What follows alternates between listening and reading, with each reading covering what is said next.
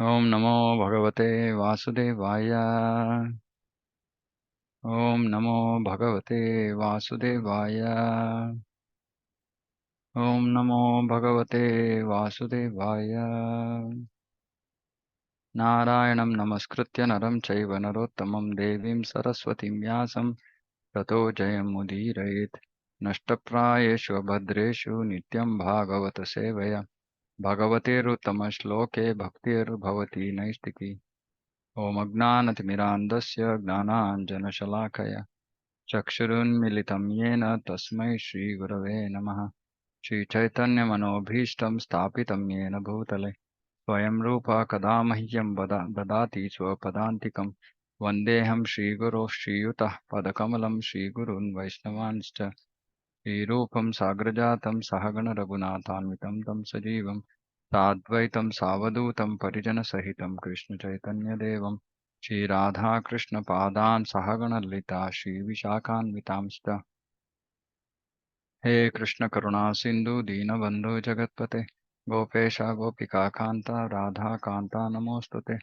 Tapta Kanchana Gaurangi Radhe Vrindavaneshwari Vrishabhanusute Devi Pranamami Haripriye Vancha Kalpatarubhyascha Kripa Sindhubhya Eva Cha पतितानां पावनेभ्यो वैष्णवेभ्यो नमो नमः जय श्री कृष्ण चैतन्य प्रभु नित्यानंद श्री अद्वैत गदाधर श्रीवासादि गौर भक्तवृंद हरे Krishna Krishna Krishna Hare Hare Hare Ram Ram Ram Hare Hare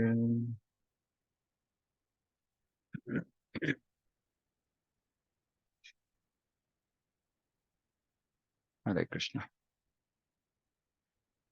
Okay, so we're reading from Canto 1, Chapter 11, verse 23. So Krishna's going to Dwaraka. स्वयं च गुरुभिर्विप्रैः तदारैः हविरैरपि आशीर्भिर्युज्यमानोऽन्यैर्वन्दिभिश्चाविशत्पुरम्. Then the Lord personally entered the city, accompanied by elderly relatives and invalid brahmanas with their wives, all offering benedictions and singing the glories of the Lord. Others also praised the glories of Lord. So brahmanas and their old invalids, meaning they've finished their, in their older age, etc. So they used to be supported by kings. So it's responsive to the society actually to take care of brahmanas and Vaishnavas. But unfortunately, that consciousness is not there today. Society is just worried about taking care of itself. But previously in the Varnashrama system, this used to be the system that Brahmanas, Vaishnavas used to be taken care by Kshatriyas. So Prabhupada writes in many places that there's mutual cooperation between Brahmanas, Vaishnavas and Kshatriyas, because Kshatriyas used to protect based on the guidance of Brahmanas, Vaishnavas. Brahmanas, Vaishnavas, their work was to give guidance to the society as a whole without taking any remuneration, no money, no taking money for the service. So these invalid Brahmanas, they were also being taken care by the king.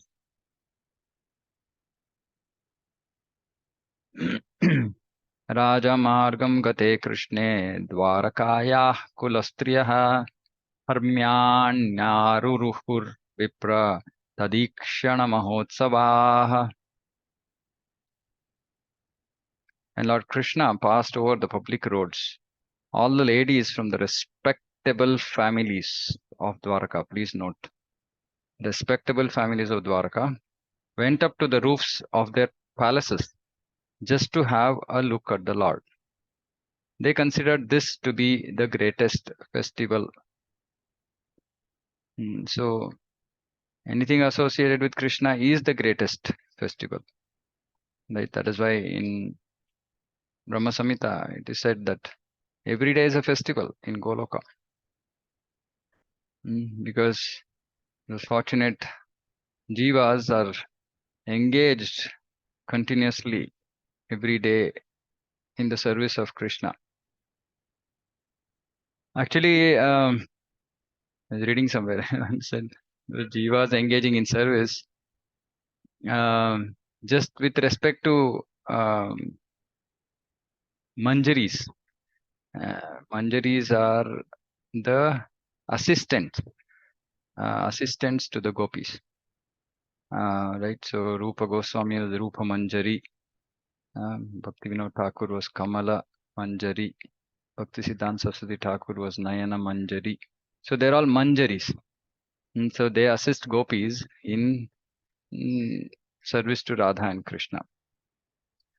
So the service of Manjaris is literally like what all these great acharyas used to come here and do, right? Like, so they used to they sleep last and they get up before everybody.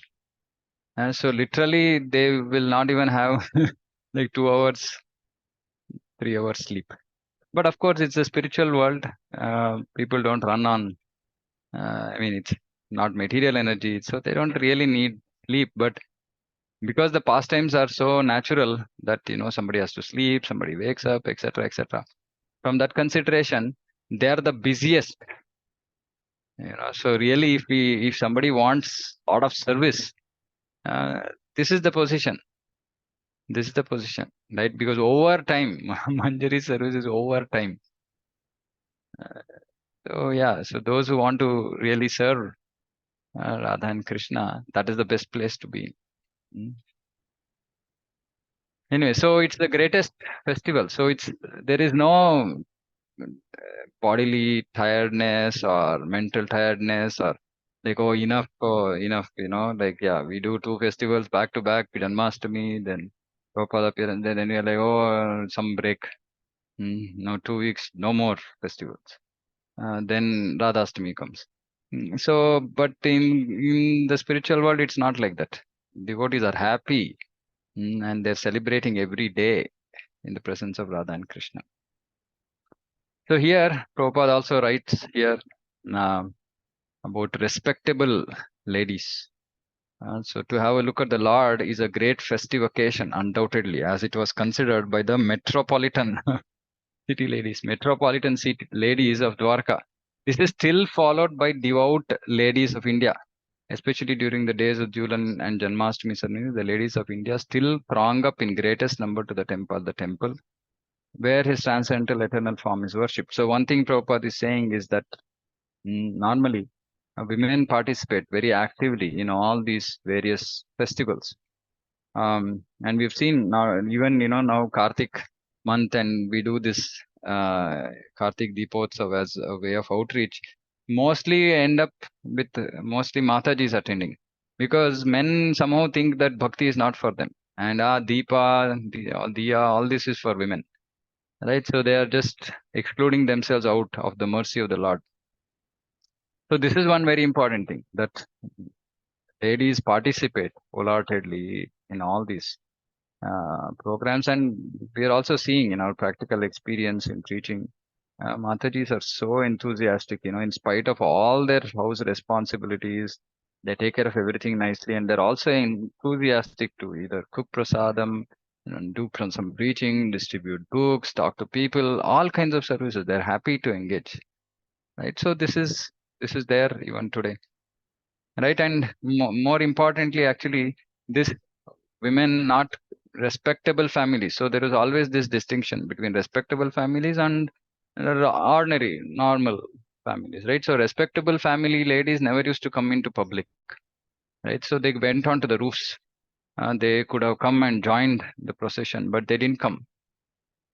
So this is also a maryada, a etiquette, right? That used to be followed previously, and Prabhupada highlights this in many places, that this separation was always there, that ladies were given respect, and that respect was maintained by keeping distance.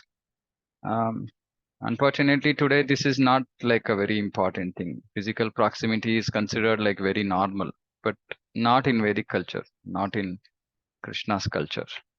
Right. So these things are important to be thought about. 24.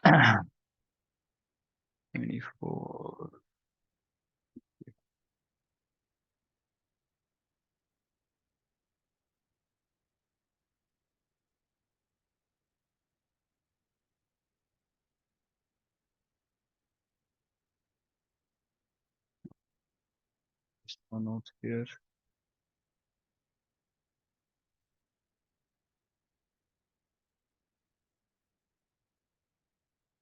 Okay.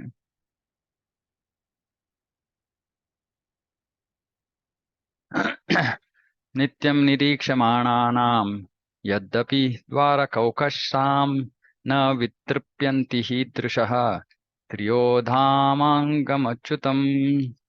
The inhabitants of Dwarka were regularly accustomed to look upon the reservoir of all beauty, the infallible Lord, yet they were never satiated. See, this is the beauty of about Krishna's beauty.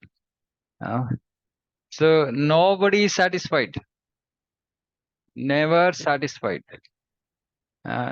It's not like, I'm seeing Krishna day in and out. Okay, let me take a break.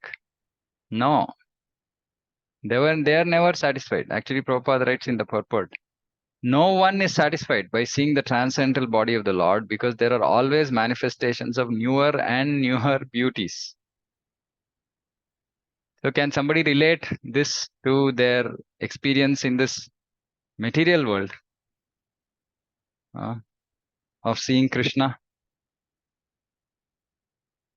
Have we experienced this newer and newer, and we are never satisfied in looking at the Lord? Anybody wants to share any experiences?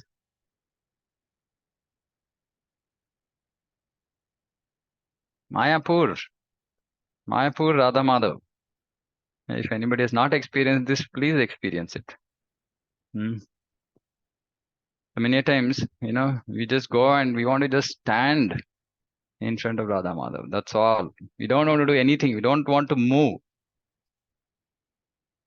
Every day, literally, if we are there for 5 days in Mayapur, every day we go for Mangalarti, Radha Krishna look different.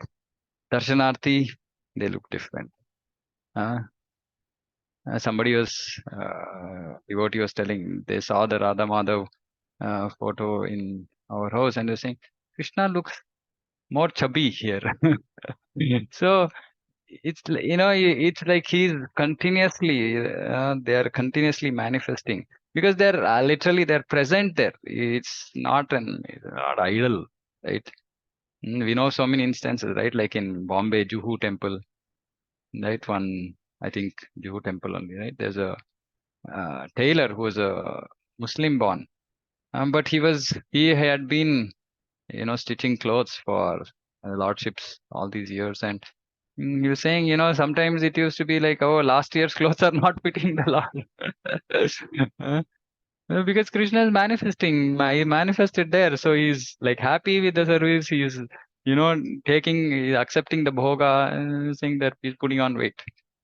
It's like that. So Krishna manifests, and his beauty, is just, what can we say? I mean, just looking at the beautiful smiling face of Krishna, I mean, it's unlimited bliss. It's unlimited bliss, right? And it's always new. We never get satisfied. We like every time I've seen, devotees go to Mayapur, and last day, I'm more attached to Radha Madhav than Radha Shamsundar. So every day, time, last day of the yatra, devotees don't want to leave. They are just don't want to come anywhere. We just want to be here for as long as possible, just looking at the form of Radha and Krishna. It is like that. It's the beauty. So nobody is satisfied because they're newer and newer. Nava Nava Yavanam. Newer and newer. Just imagine. So, Krishna is manifesting. He's manifesting here also. No, but of course we can't speak to him.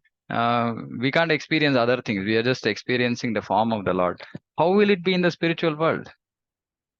This itself, one sense is only so engrossed and so immersed and so happy. Our whole existence becomes happy by just looking. the beauty of Radha Madhav and the Ashtasakis. Just imagine what it will be when we are present, when we are there in the presence of all of them. So we should understand this. Actually, you see, this is the whole, which is why actually in Bhagavata Marga, for us it is Shravanam Kirtanam. But how do we experience all this? So when we see the beautiful form of the Lord, we can experience all this, whatever they are describing in Bhagavatam. And there is no satiation. There is no satiation. There is no satisfaction. We are not satisfied. We're never satisfied until we have this lack of this dissatisfaction, lack of satisfaction with respect to Krishna and his services. Then we will say, enough of this material things. I'm not like, it's okay. It's anyway not giving anything great. There's no real happiness. Is there anything, in this material world that can be compared to the happiness that we derive when we just look at the beautiful form of the Lord or serve with sincerity, to so this can be experienced. That is why Krishna says in Bhagavad Gita, Susukam kartum avyayam. Susukham, so happy, easy to perform, and it is eternal. It is eternal. So they were all so fortunate, they're just looking up at the reservoir of all beauty, reservoir of all beauty. Actually, Krishna's beauty is described in Bhagavatam. There is little description in the 10th canto.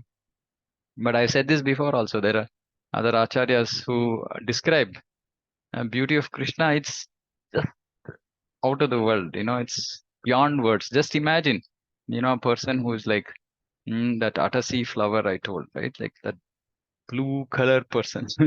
First of all, blue color person. People who do some kind of painting and all that, you can like imagine blue color person with a yellow color, dhoti. And then there are like beautiful decorations, on his eyebrows and under his eyes and minerals. So they take all these natural minerals in the forest and they they they create a lot of beautiful patterns on his face, and then his beautiful curly hair, and then he wears a pagadi. He doesn't wear a crown like in Dwarka, right? So he wears a pagadi on his head. And he said that sometimes that pagadi looks like it's white in color. Just imagine, white in color, and then um, there's dust particles coming from the hoofs of the cows as they come back to Vrindavan, and it's all over his body. So his blue color body has like dust like particles. We just can't imagine. And in spite of all this, if it is material, we think, oh, it's so dirty, go and take bath. You're like full of mud. But Krishna, his beauty gets enhanced. And gopis are all waiting, Yashoda Mata, Nanda Maharaj, everybody's waiting for him to come back. And of course, Yashoda is, typical mother. Is like, chalo, take bath. You've not eaten for so long. So she gets in busy. She's just waiting. Where is Krishna? Why he's not come for so long? But everybody is enamored by the beauty of Krishna. He is the cynosure. He is the center of attraction. He said, like, Krishna is attracted by the beauty of Radharani. So just we can't even imagine what is the beauty of Radharani.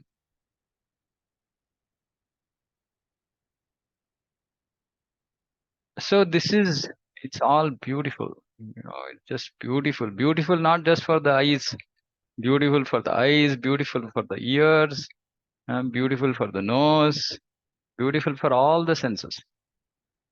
And then I keep wondering, saying that why then are we happy to settle in this miserable material world where there is nothing, where our senses are really parched? Mm, there is no nutrition, there is nothing we are getting from the this material world. Still we want to be here. Still we want to engage in material things. And there on the other end is the, unlimited beauty of the spiritual world. And we are given a chance. We have the option right in front of us. But we're like, it's okay. Aram se karenge. Why so much of a hurry? I don't know. I mean, if we really hear Bhagavatam, description of Krishna's beauty, Krishna's activities, all these we just, and we should read Chaitanya Charitamrita. So devotees, we should become inspired to read Prabhupada's books, because once we finish Bhagavatam, we get some sense of what this spiritual world is. Not complete sense, some sense. First time we read, second time, little bit more, right? Third time, okay. Then we read Chaitanya Charitamrita and then gone. I mean, it's like another complete different level at completely, right? Just we are given some glimpses of what is the qualities of Radha, Krishna, gopis, all the different inhabitants of Raja, and there Krishnadas Kaviraj Goswami and goes into the depths of love of Radha and Krishna and their feelings, and it's a different world altogether. And when we read all this, how can we get satisfied, or how can anything of this material world satisfy us? It's just impossible. And all this is just a drop of that nectar, the drop of that nectar, because our conditioned state, we are not able to actually experience the full nectar. So whenever there is mention of the beauty of Krishna, this is all, if we just get attracted by this, we will give up all nonsense in this material world. He is so beautiful.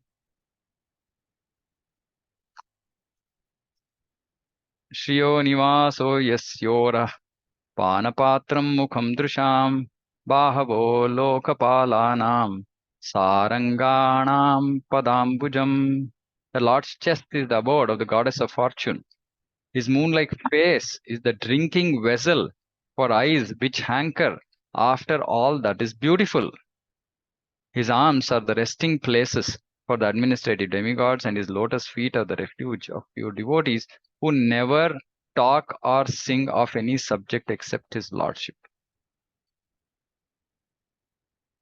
His chest is the abode of goddess of fortune.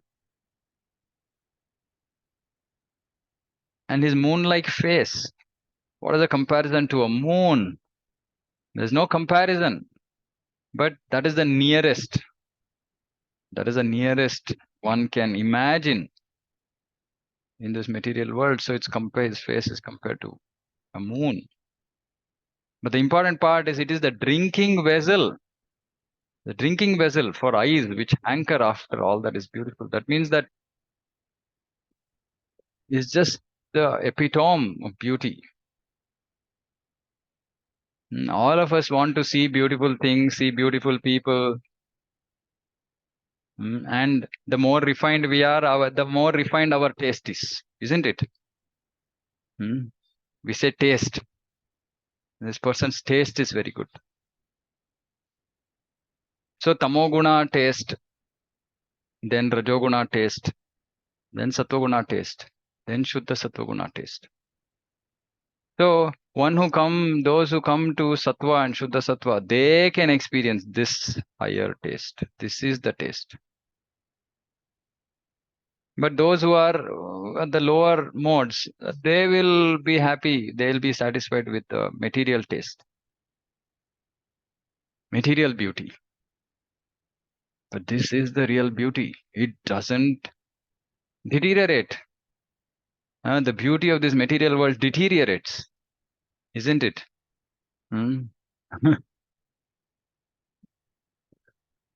Radharani says, all her Sakhis are telling her, saying that be patient, Krishna will come, Krishna will accept you. Radharani is saying, oh, this youth, it's there only for 2 days. Then my beauty is gone. Then Krishna will not even look at me. So it's just how it works in this material world, right? Beauty is there, but for some time. And that is the design of this material world. Of course, uh, many people try to avoid the natural uh, situations that are created for them to lose beauty, especially for Matajis, it is childbirth. And they want to do it the artificial way. They don't want to breastfeed their children, all this because they want to just maintain that beauty. But this is natural. This is what Krishna's system is. And that this attraction to the beauty of this material world has to decrease. Everything will deteriorate in this material world, but not Krishna's beauty, not the beauty of the spiritual world. And his lotus feet are the refuge. Refuge means what? I mean, we can understand, right? Taking refuge, complete shelter of pure devotees. And what is the nature of those devotees who take refuge? Many people say, I have taken shelter of Krishna. What is the indication that we have taken shelter? We don't talk about anything apart from Krishna. We don't talk anything else. Even if you're talking about something else, the intention is Krishna. If you're talking about, okay, work pressure, intention is, okay, how do I get out of all this and just serve Krishna? So the intention is that, right? So that is the quality of pure devotees. They never talk or sing of any subject except his lordship.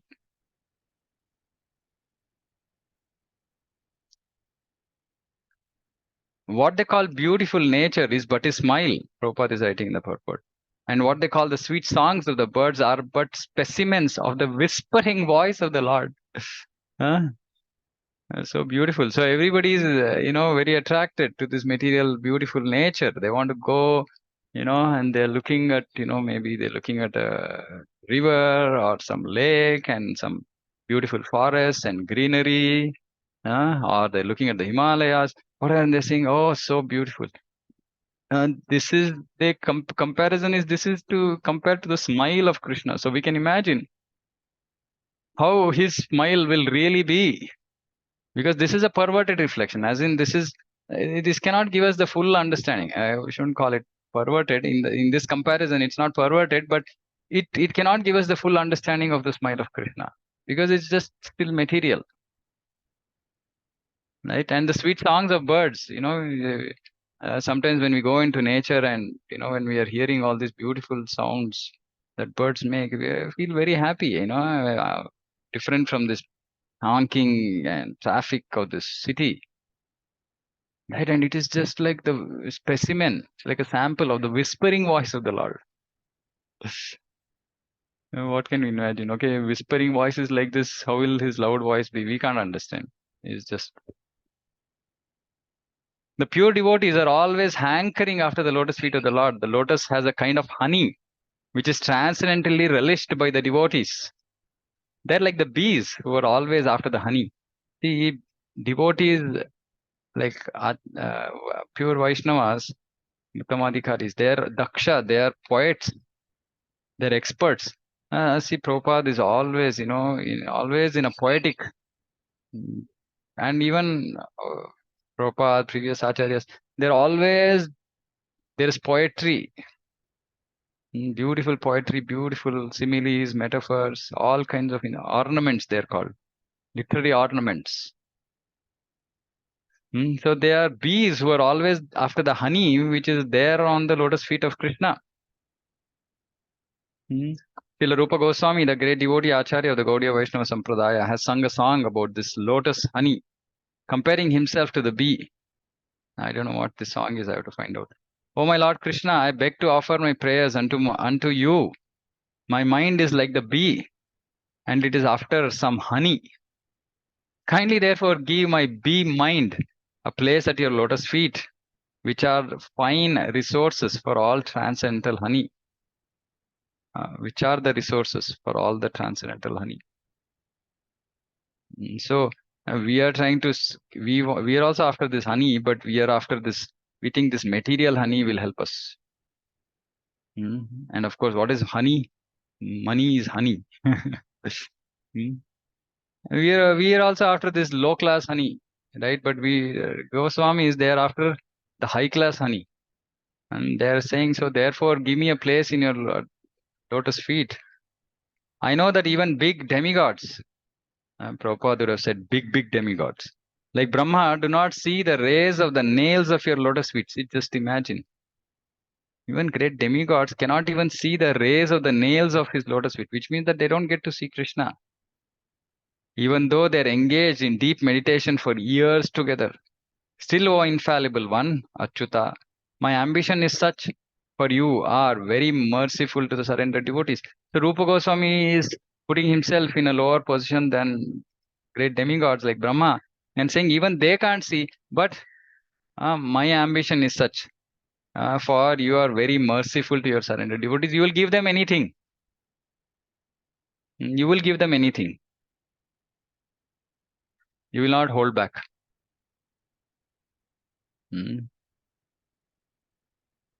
Laulyam ekam maulyam. It's only this greed to achieve Krishna. And when that greed is there to achieve Krishna, then Krishna will bestow, Krishna will give mercy. We should always remember, to whatever extent we hanker for Krishna, to that extent he will give himself to us. If we say, no, that this much is only enough, we'll say, okay, fine. You say, no, Krishna, I want more. I want to serve you personally. I want to serve Radha and Krishna together. And if you have that hankering for service, then Krishna will give. So Rupa Goswami is saying, I am not qualified. Even Brahma and other great demigods don't get the opportunity to even look at, see the rays coming out from the nails of your lotus feet. Rays of the nails of your lotus feet. Just imagine. Not even nails of your lotus feet, not lotus feet. Rays of the nails of the lotus feet.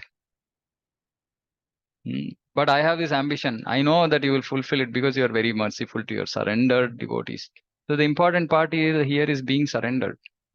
If you are surrendered, then Krishna will bestow. He will bestow all mercy with respect to devotional service. Oh Madhava, I know that I have no genuine devotion for the service of your lotus feet. So he's Rupa Goswami is such an exalted devotee, but he's saying, I don't have genuine devotion. But because your lordship is inconceivably powerful, you can do what is impossible to be done. Because you're so merciful. Your lotus feet can deride even the nectar of the heavenly kingdom, and therefore I am very much attracted by them. O Supreme Eternal, please therefore let my mind be fixed at your lotus feet, so that eternally I may be able to relish the taste of your transcendental service. See, this should be our prayer as well. Let my mind be fixed at your lotus feet. Mind being fixed at his lotus feet means that we are fixed in loving transcendental service to Radha and Krishna. It's not disconnected. It's not like, we are not in this dhyana path. We're not sitting and doing, my mind is fixed at the lotus feet of Krishna, don't disturb me. No. Mind is fixed is shown by the fact that we are continuously 24 hours engaged in the service of Krishna. The devotees are satisfied with being placed at the lotus feet of the Lord and have no ambition to see his all beautiful face or aspire for the protection of the strong arms of the Lord. They're humble by nature, and the Lord is always leaning towards such humble devotees. See, this is a very exalted position, And devotees are so much surrendered, so much satisfied with just being at the lotus feet that they don't even want to look up and see the face. Lotus face. Actually, this we can understand. For example, see, if we are given the service, say your spiritual master is there, and say we very fortunately got this service of pressing his legs. We are pressing his lotus feet, and then we will be so engrossed in that service. It's not like in the middle we'll be keep looking at his face or what he's doing. No, because it's unimaginable mercy that we have got. So we will be 100% completely absorbed in making sure that we are doing that service nicely. Yeah, this doesn't mean that devotees are not or don't want to see the lotus face of the Lord at all. But they're just happy in service. And they're saying they don't aspire for protection of the strong arms of the Lord. It's okay as long as I am not taken away from service. So their only desire, intent is just to be engaged all the time in the service of Krishna, whatever be the position they are put in. And so devotees don't pray for that. They pray that let me always be engaged in your service, whatever be the material situation. And so this has to be our prayer, very exalted. We can try. We can try. We don't have to imitate, but we can try. We can try to follow in their footsteps. And we should understand that this is the ultimate. This is the ultimate, just wanting to be engaged. And that is why Brahma's prayer says, Tatte Anukampa Sushamikshamana. One who is engaged like this, continuously in the service of Krishna, carrying on his or her duties, commitments to Guru and Krishna, in spite of material situations, material difficulties, etc. He becomes rightful heir, becomes rightful heir to go to Goloka. Rightful meaning it just nothing else, nothing can stop such a devotee. Nothing can stop such a devotee. But for us to reach that stage, we have to be surrendered. We should have full faith in Krishna. So these exalted devotees, they are showing us the path. Don't pray for anything else.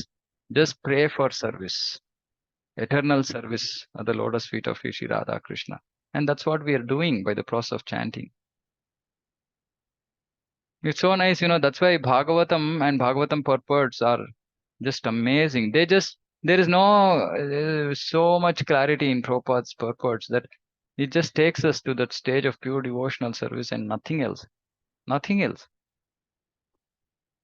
And when we read these lines in these purports and then reflect on how we are living our life, and we feel, oh, I'm so far away from this.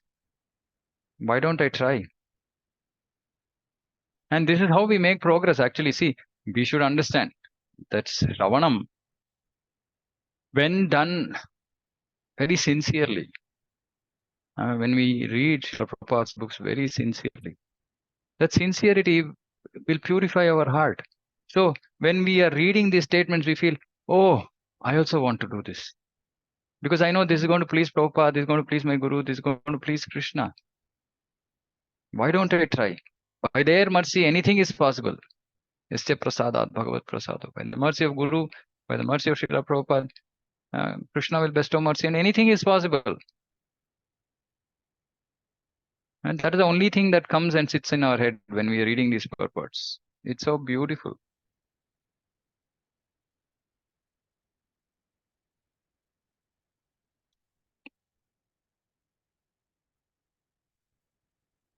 सितातपत्रव्यजनैरुपस्कृतः प्रसूनवर्षेरभिवर्षितः पति पिशङ्गवासा वनमालया बभौ घनो यथार्कोडुपशापवैद्युतैः. As the Lord passed along the public road of Dwaraka, his head was protected from the sunshine by white umbrella. White, see everywhere white. White feather fans moved in semicircles and showers of flowers fell upon the road. His yellow garments and garlands of flowers made it appear as if a dark cloud were surrounded simultaneously by sun, moon, lightning, and rainbows. How is it possible? How is this situation possible materially? When there is a dark cloud, first of all, normally there won't be any sun. If the sun is there, there won't be moon. If sun and moon are there, lightning doesn't happen. And obviously there won't be rainbow. But this is unimaginable beauty of Krishna. Just imagine, there's a dark cloud, there's the sun, there's the moon, there's lightning and rainbows, everything at the same time, simultaneously. Again, inconceivable. So Prabhupada is saying here, the sun, moon, rainbow, and lightning do not appear in the sky simultaneously. When there is sun, the moonlight becomes insignificant. If there are clouds and a rainbow, there's no manifestation of lightning. The Lord's bodily hue is just like a new monsoon cloud. He is compared herein to the cloud. The white umbrella over his head is compared to the sun. The movement of the bunch hair, fan of flukes, Tamara, Vajana, is compared to the moon. The showers of flowers are compared to his stars. His yellow garments are compared to the rainbow. So all these activities of the firmament being impossible simultaneous factors cannot be adjusted by comparison. I mean, we cannot adjust these materially. These things cannot coexist. So we cannot adjust to they're all existing at the same time. But anything is possible with Krishna. This adjustment is possible only when we think of the inconceivable potency of the Lord. So this is Krishna. So like in the spiritual world, all the 6 seasons are manifest simultaneously. It is impossible in this material world. In the same place, we can't have 6 seasons. But in the spiritual world, it exists. So everything about Krishna is achintya, inconceivable.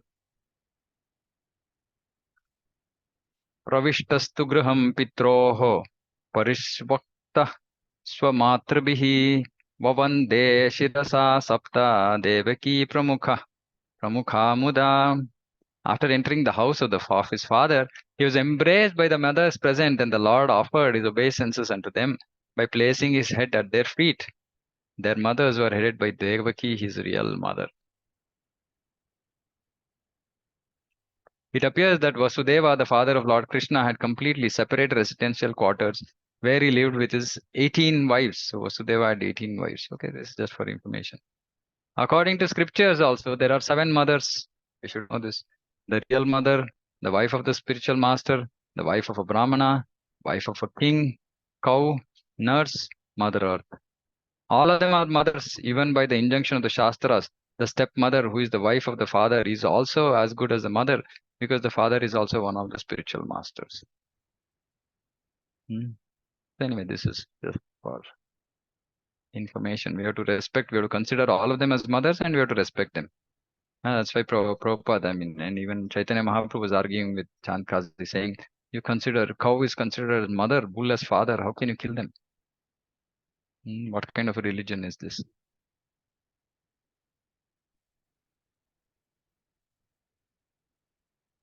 तापुत्रम् अङ्कमारोप्य स्नेहस्नुतपयोद्धराः हर्षविह्वलितात्मानः शिशुचुर्नेत्रजैर्जलैः. The mothers, after embracing their son, sat him on their laps. Krishna is still young, small for them. Due to pure affection, milk sprang from their breasts. They were overwhelmed with delight, and the tears from their eyes wetted the Lord. So this is just the love, right? Natural love. Prabhupada says that when Lord Krishna was at Vrindavan, even the cows would become moistened by affection towards him. And he would draw milk from the nipples of every affectionate living being. So what to speak of the stepmothers who were already as good as his mother. So much of love just by looking at Krishna. All the mothers are actually expressing pure affection. The milk sprang from their breasts. So this is every living entity. Prabhupada is saying every living entity, Krishna draws milk. Meaning everybody is attracted by Krishna. Everybody is attracted by Krishna. Yesterday I was reading in Chaitanya Charitamrita. Krish means all attractive. Na means spiritual pleasure. I didn't know that. I was thinking Krishna means all attractive. Krish means all attractive. Krishna, means spiritual pleasure. So the all attractive person who is the abode of spiritual pleasure. So nice. Atha vishat svabhavanam sarvakamam anuttamam prasadayatra patniyam sahasrani cha shodasham. Thereafter the Lord entered his palace, which were perfect to the fullest extent. His wives lived in them, and they numbered over 16,000. So all his queens. The Lord is unlimited, and therefore his desires are also unlimited, and the supply is also unlimited. Prabhupada is saying this with respect to the how uh, well equipped all his palaces were, right? Because he's saying they were perfect, and because he's unlimited, his all his palaces were also unlimitedly beautifully decorated. So for those who are very attracted to this, and these things, you can read such description. All the palaces were made of the best marble stone. They were illuminated by jewels, decorated by curtains and carpets of velvet and silk, nicely bedecked and embroidered with gold lace. And of course, there's a lot more description of Dwarka elsewhere, and Vaikuntha. It's full of opulence. What can we cover? We can look at our opulence and feel like it's like a drop. So if somebody is attracted by opulence, you can hanker for this opulence to be in these palaces. And in these palaces, what do Lakshmis do? It's all made of precious gems, etc. And there can't be any chance of any dust. But Lakshmi, they're cleaning. They're cleaning the walls and everything. There's no dust at all. That is their service to the Lord. Everybody wants to engage in service. So the opulence of Vaikuntha is great, right? And then many times we think, oh, Vaikuntha is full of opulence. What about Goloka? The opulence of Goloka is multiple times greater than the opulence of Vrindavan. We shouldn't think of Goloka Vrindavan, oh, dusty, muddy. No, that is the external appearance. But actual Goloka is multiple times. In 10th canto discussed when Krishna came, Lakshmi Devi came and resided in Vrindavan, right? So it's more opulent. It's described as being more opulent than than Vaikuntha. So it's not like some poor man's home. No, Goloka Vrindavan is not a poor man's home. It's the richest man's home. It's Krishna's home. How can it be poor?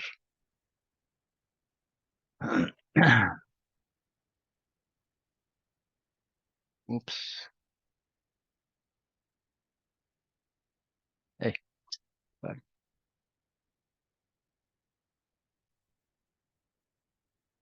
पत्न्यपतिं प्रोष्य गृहाणुपागतं विलोक्य सञ्जातमनोमहोत्सवाः उतस्तुरारात् सहसा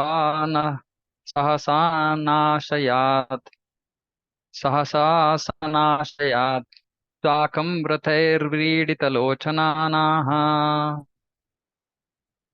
लोचनाननाः. The queens of Lord Krishna rejoiced with their minds to see their husband home after a long period abroad.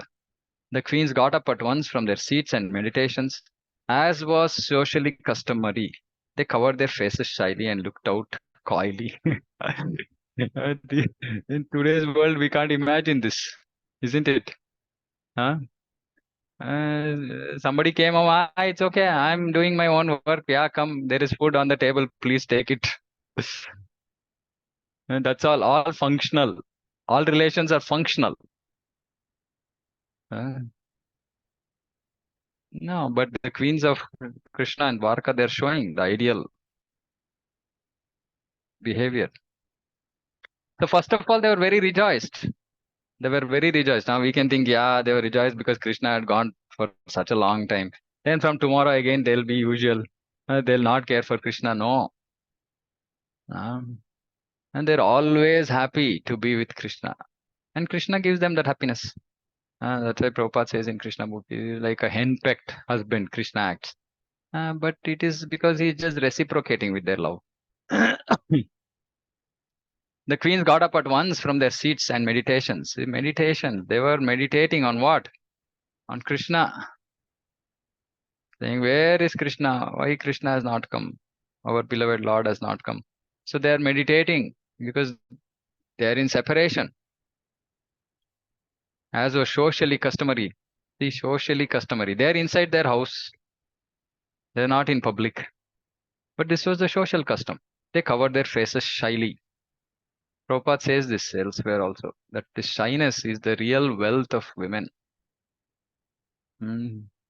He mentions example of they were in Calcutta, and they were in their friend's house, and then the maid servant came in, and because all these men were sitting there, she just shyly just stood at the corner, and he said this was an indication that all of us had to vacate the place, and then we vacated the place, and then she came in and she did her work. He said that shyness commands so much respect. Right, and today it is about boldness. Just opposite. Society is opposite. And then we can understand why the society is where it is today. Because just too much brash boldness. You know what is brash? Brash is excessive boldness. Mm. And this is all, many times devotees say, why all this? This is all old fashioned. No, this is not old fashioned. This is the fashion, because this is what, if you want to go to Golkha, this is how it's going to be. You don't want to do all that here. How will you go and do it there? And this is also part of the purification. A part of the purification is when we read all this, we say, oh, I'm so far away from all this. Let me to sober, more shy. And it's not unnatural. People think, no, it's very unnatural. My nature is not like that. But our nature is material. Its material nature is not going to help us go back to Krishna. Bhagavatam, Bhagavad Gita, and the instructions are what are going to help us go back to Krishna. And it's true for anything and everything, right? I was so happy seeing one. So we are Radharani, Krishna's mercy, we will possibly go to Vrindavan end of the month. And there was instructions to all the yatra devotees coming on the yatra. They said when we go to the temple, we request everybody to be in Vaishnava clothes, dhoti and kurta and saris. I was so happy looking at it, saying that wow, come on, this is the standard. This is where we have to go. Because if we don't go there, we are not going to go to Goloka. We are not going to be. It's just part of the qualification. It's a very simple thing.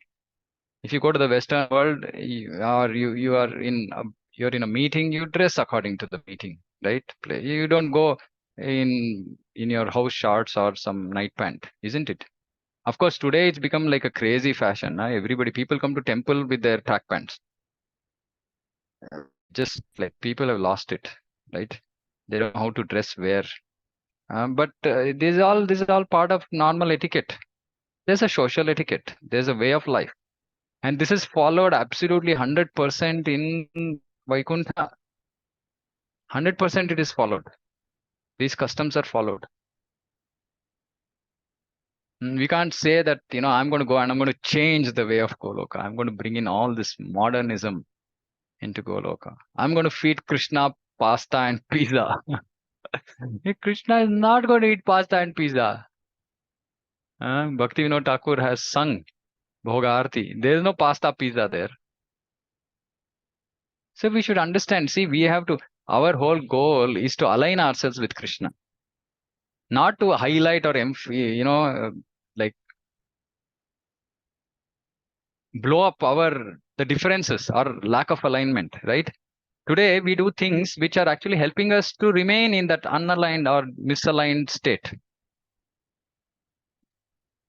And somebody might say, how is all this connected? It is all connected. It's wired up. And I experienced this actually when I was working and I was wearing, pant and shirt, and at times, I had to wear coat and this and that and all that. I used to feel so awkward. I used to feel, oh, what is this? I'm wearing a kanti mala. And of course, I used to wear tilak. So I used to keep thinking, I'm wearing a kanti mala, I'm wearing a tilak, and I'm wearing all this kind of, it just doesn't align with inner nature, with the inner, the activities that we are doing. And then Krishna's mercy, now I can be in Vaishnava clothes all the time. And I feel so natural. I feel, oh, this is aligned. This is aligned. And once in a while, when I have to wear a pant and shirt, and I feel, oh, misaligned. Right? So it's a integrated. Why do we have to wear tilak then? And we can also say, why tilak? This is all, nobody wears tilak. So let's not wear tilak. But this is Vaishnava clothes. It brings the overall mindset of being a Vaishnava. And then we will also try to behave like one, right? At least by looking at other, we'll think, oh, people are looking at me, I'm just like this. Let me at least try to behave that way. But we don't. We're like, it's okay. My nature is like this. I'm just brash. Let me just be brash. No, but being brash, being overly, excessively aggressive or bold, but this is not part of Trinada Pisunicena, isn't it? So we should understand these things are important. It's not that without these things are being mentioned by Prabhupada, without or in the words of Bhagavatam, it's not that these are just for we just hear and leave it. It's just very natural. It's just very natural. And so one invitation I want to extend to everybody, His Holiness Bhakti Vikas Maharaj actually he conducts Shravanam Kirtanam camp. Normally it aligns with his Vyasa Puja, which is in January coming year. So if one can visit that 3-day camp, I will really understand saying that how, and it is everybody devotees have just they read, and it's a norm, it's a rule. Those who are come, they have to be in Vaishnava clothes. Otherwise, you don't come, right? It's a simple thing, right? And we see it looks so beautiful. It actually looks like Goloka. It's like it's not this material world. Everybody's so nicely dressed like Vaishnavas, behave like Vaishnavas, serve like Vaishnavas, everything. And it's 3 days, right? And first time I went there, I really felt like, oh, this is out of the world. And what we are doing, what I am living in my personal life seems very disconnected. And now I can feel why that I was feeling the disconnection. Today I feel natural to be like this, right? And it helps our mind, it helps our consciousness, it helps our how we interact with this world also. I've seen, right, for our center, if you are going to buy something and I go in, in Vaishnava clothes and I say, this is a temple, please, you can take away your profit and give us at cost. So how many times, people, we were buying some audio system, just that person immediately gave 5,000 rupees discount. He just said, take it, you're come for the temple purpose, take it. So our how we present ourselves also makes an impact on people. So it's very important part of Vaishnava culture, Vaishnava life, that we follow these things. It will just help us. Going against these things is just makes it slightly more difficult. That's all. It's not that okay, if you don't do it, will you not go to Goloka? No. But it will possibly take us a lot more time, because then we will be attached. I know people are attached to their night pants, for example. They can't sleep without their night pants or whatever, right? I mean, and this is attachment. It's a simple example of an attachment. So we have to cut out of all these attachment. Oh, okay, am I attached to this night pant? Okay, I'm not going to wear the night pant. What will happen? Am I not going to get sleep? Am I not going to get sufficient rest? So unnecessary, like childish, like attachments we have. So these things will help us break out of all this, eventually, because if we have any attachment to anything as trivial as a night pant, we're going to come back, right? So these things help us. These things help us build us up for. Okay, this is a long purport, so I'm not going. So we're going to come back again. So I will read the points from the purport next week. Krishna willing. Okay, so we'll stop here. If anybody has any questions, comments, feel free. Hare Krishna.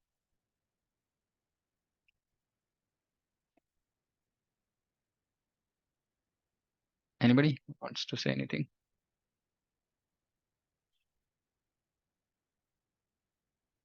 Okay, nobody wants to say anything. Okay, then let me ask Hare Krishna, Prabhu. Hare Krishna. When you were talking about the Mayapur Radha Madhav experience, I would also like to share a point. Please. So I visited when I was very, very new to KC. Like I had no ABC knowledge also. Like just was getting to know about Krishna and everything. So we went to Mayapur, and day one it was evening, I guess. We went and took the darshan, and next day morning, we went to Mangalarti darshan. The first thought came in my mind was, it was not about the deities, but like, oh my God, people are Hmm. crazy. They get up at 4 o'clock in the morning and come and I mean come for the darshan. And it was huge crowd. There was no space in the temple Yeah, hall. I was yeah. wondering, like, uh, am I? What's wrong with Uh, all these people? yes, yes, yes. Then Uh, we were there for 3 or 4 days, I think. And the fourth day, when I went to Mangalarti darshan, literally tears rolled down when I saw yeah, the yeah. deity. I was like, oh my God, just in 3 days, such an affection That's and Radha. such an attractive Krishna he is. Yeah, And I didn't feel like coming back, seriously. yeah. That's Radha Madhav. Yeah. That's Radha Madhav. I mean, it's just yeah, every time, you can go 10 times in a year if Krishna, Radharani allows us, if Chaitanya Mahaprabhu allows us. Every time it'll be the same and heightened experience. It cannot, we cannot get satisfied. That's why it's like practical. It's just practical. We can just, everybody can experience this. Yes, Prabhu, It's definitely. beautiful. Very nice. Okay. So anybody want to share key takeaways from today's Yes. session? Hare Krishna Prabhuji. Hare Krishna. Long time when when we were also very new to KC. I mean, like I was new, but my children, how reluctant they are to come to Hmm. a spiritual dham. And Hmm. you tell them, okay, you want a holiday, go to Goa. They'll all jump. They don't want to come there. So I told my daughter, I said, Anu, come. It's a very beautiful place. And if you don't like it, you can go back to Calcutta from morning till evening. And it's very beautiful. And I was trying my best to describe how Mayapur and the Hmm. deities look, Radha Madhav look. Hmm. So when she Hmm. came and when we had darshan, she looked there and she was in tears and she huge whistle she gave. And she says, you don't Hmm. even know, Mama, you couldn't even describe the place. बोलते हैं आपने तो बहुत कम बोला, आपको तो description देना आया ही नहीं. So that is what आया I'm getting uh he goosebumps when नहीं I'm सकता, वो telling it. हो ही नहीं सकता. She said आपको तो आता ही नहीं है Yeah. description देना. And I said, yes, but I can't describe it because it's beyond my description. So this is my apple. And one more thing I just wanted to share, Prabhu, when you were giving the class and when you were trying to explain the beauty of Krishna and how he looked when he was grazing the cows, it took me to Bhishma Pitama also. That exalted, he wanted to look at Krishna as a warrior. He wanted to look at Krishna when he took to this thing. And when he was the arrows, the sweat on him, the dust on him, and I mean, I don't know, Prabhu. Like, I mean, it's beyond comparison. So Anywhere, anyhow, yeah, he's beyond comparison. yeah.